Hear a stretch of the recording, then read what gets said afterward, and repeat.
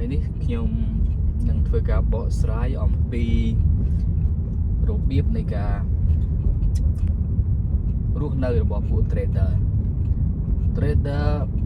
មានពីរផ្នែកទី1 trader ទី2 trade ដាច់ពួក trade ដាច់គឺជាពួកដែលតែងតែអង្គុយនៅក្នុងបន្ទប់ធ្វើខ្លួនឯង stress មើលទីផ្សារ24ម៉ោងវិភាគអញ្ញាពេញ graphic ហើយនឹងមានរឿងជាច្រើនរបស់ពួក trade ដាច់គឺអញ្ចឹងអង្គុយនៅក្នុងបន្ទប់មុខអេក្រង់កុំព្យូទ័រ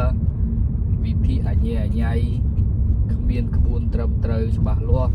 ក្រោយមកក៏ចូលទីផ្សារនៅក្នុងអារម្មណ៍មួយដែលគិតថាផ្សារឡើងចុះដេញទៅតាមតម្លៃទៅពីទៅពីក្រោយមកក៏ដាច់នឹងហៅ trade ដាច់ទី2 trader ពួក trader គឺជាពួកដែលមានចិត្តស្ងប់មិនខ្វល់ថាទីផ្សារឡើងឬចុះទេដល់តែដល់តំបន់ដែលគេចូល buy ឬ sell ទៅគេចូលគេអត់ស្មុគស្មាញ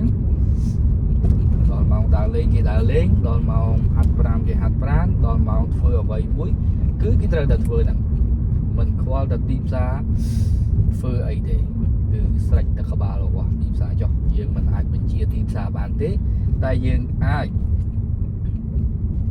រងចាំឱកាសនៃទីផ្សារបង្កើតតម្លៃណាមួយដែលយើងយល់ថាត្រឹមត្រូវនៅក្នុងការ trade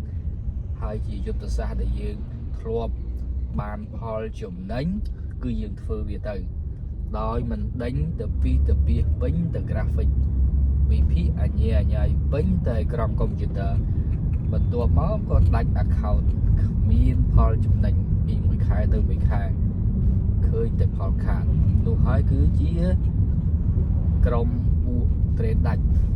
គឺតែងតែបែបហ្នឹងខ្ញុំ